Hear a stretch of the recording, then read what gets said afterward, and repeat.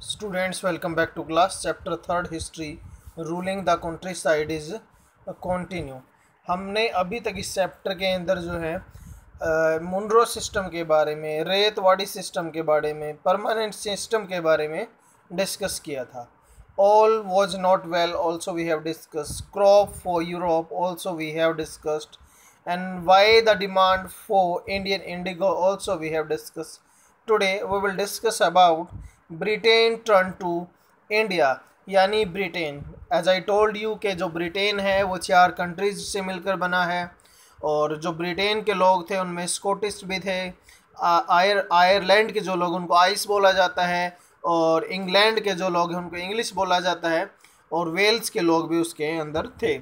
Faced with rising demand for indigo in Europe, the company in India looked for ways to expand the area under cultivation, यानी कि किस तरीके से India के अंदर cultivation की जाए उसकी तरफ उन्होंने देखना स्टार्ट कर दिया, यानी उन चीज़ों को वो सर्च करने लग गए।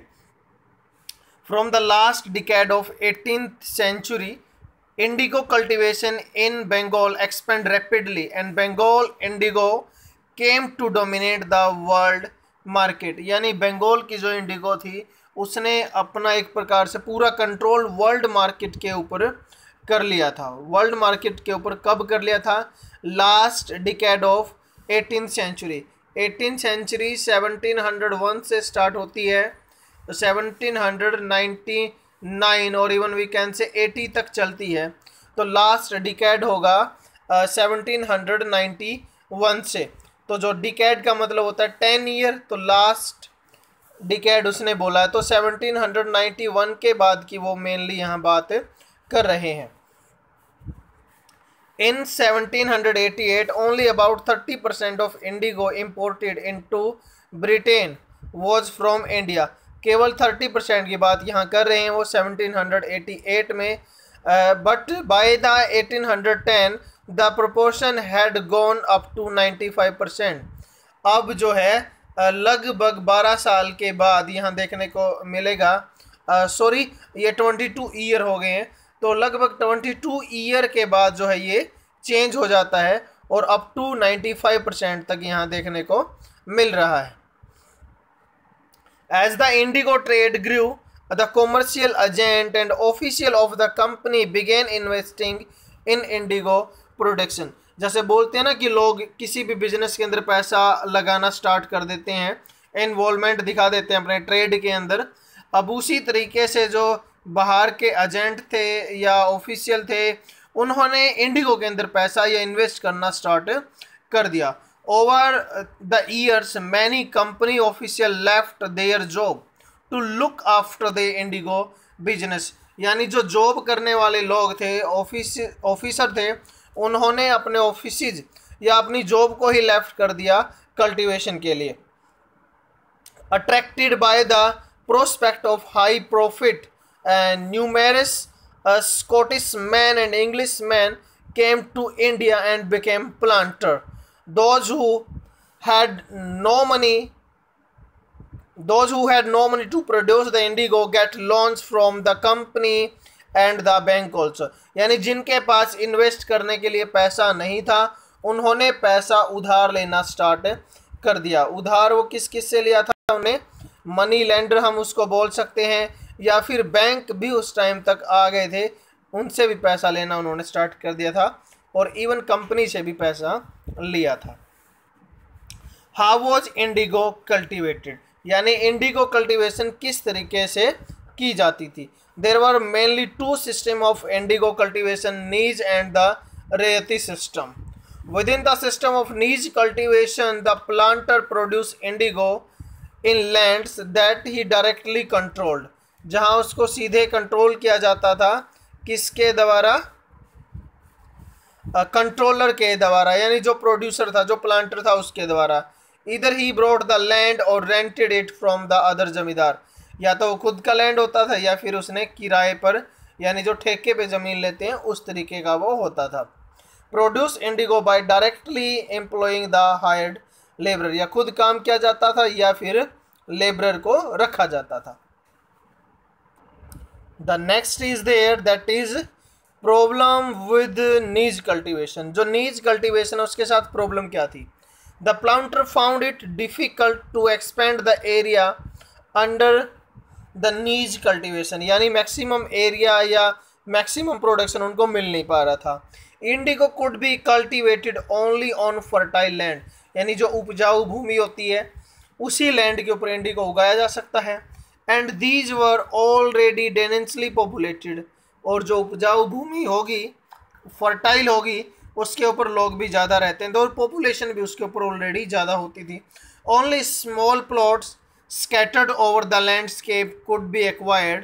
Planter needed large area in compact blocks to cultivate indigo in the plantation. तो लार्ज एरिया की रिक्वायरमेंट थी बट वो उन्हें मिल नहीं पा रहा था। Where could they get to cultivation indigo in the plantation? Where could they get such land from? यानी कहाँ से उनको लैंड मिल सकता था?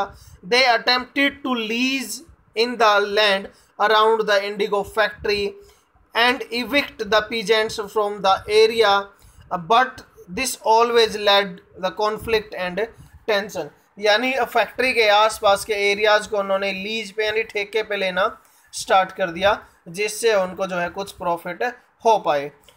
Nor was labor easy to mobilize. A large plantation required the vast number of hands to operate. यानी labourer की भी ज़रूरत होती थी और वो इजीली उनको मिल नहीं पाता था, क्योंकि सेम सीजन के अंदर ही जो इंडियन क्रॉप्स हैं उनको उगाया जाता था।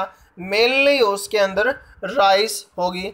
अ large population required vast number of hands to operate and the labour needed the precisely at the time when peasants were usually busy with the rice cultivation, यानी उसी समय पे धान की खेती यानी राइस की कल्टीवेशन भी की जाती थी, इसीलिए इजीली उनको क्या नहीं मिल रही थी, लेबरर नहीं मिल पा रही थी। The term is given here slave. Slave होता क्या है? A person who is owned by someone और else the slave owner. A slave has no freedom and is compelled to work for the master, यानी किसी भी व्यक्ति को जो है पैसे में खरीद कर लाना और फिर उससे काम करवाना जो मास्टर की नीड होगी, यानी जो मालिक की नीड होगी उसके अकॉर्डिंग। तो हमने यहाँ अभी क्या डिस्कस किया है? प्रॉब्लम विद नीज कल्टीवेशन में हमने यही पाया, एक तो लैंड अवेलेबल नहीं था, अगर लैंड अवेलेबल था भी तो बहुत कम था। दूसरा, वहाँ पॉपुलेशन ज़्यादा थी इसलिए अवेलेबल नहीं था। तीसरा, जो लैंड एक्वायर किया गया वो लीज पर लिया गया। और फोर्थ जो चीज़ है वो है लेबरर उनको इजीली मिल नहीं पा रहे थे। पांचवी बात अगर हम यहाँ करें, सेम टाइम पर राइस का कल्टीवेशन भी होता था। These were the many problems with knees cultivation. उसके बाद इसमें लिखा है nij cultivation on a large scale also required many plough and bullocks. 1 bigha of indigo cultivation required 2 plugs. This meant that a planter with 100 bighas need 200 plugs. Investing on the purchase and maintenance of plugs was a big problem. तो इस तरीके से इनके equipments की जो ज़रूरत थी वो काफ़ी महंगी होने वाली थी। प्रॉफिट यहाँ इस वजह से भी नहीं मिल पा रहा था। Nor could the supplies be easily got from the peasants since their plug and blocks were busy with the rice fields. यानी उन्हीं प्लग और ब्लॉक्स के साथ उनको राइस में भी काम करना होता था, तो ये भी उनको इजीली मिल नहीं रहे थे। Till the 19th century, planters were therefore reluctant to expand their area under niche cultivation. तो जो फार्मर थे उन्होंने भी मना कर दिया इस चीज़ के लिए। Less than 25% of land producing indigo was under this system. तो 25% से भी कम लोग जो हैं निज कल्टीवेशन में इन्वॉल्व थे। The rest was under the alternative mode of cultivation, जिसको बोलते हैं द रेयत सिस्टम। तो students, it was all over about for this. एक यूनिट और है यहाँ पे, सॉरी एक प्रकार से यूनिट टर्म बोल सकते हैं, दैट इज़ बीघा। बीघा क्या होता है? जो 1 हेक्टेयर होता है, एकड़ जिसको बोलते हैं।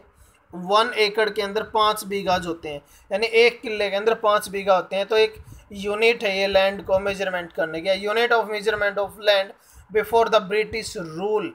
The size of area varied in Bengal to British standard to it to about the 1/3 of an acre. तो अलग अलग है, जैसे आज मैंने अभी बोला उसका 1/5 होता है, तो यहाँ पे 1/3 दे रखा है।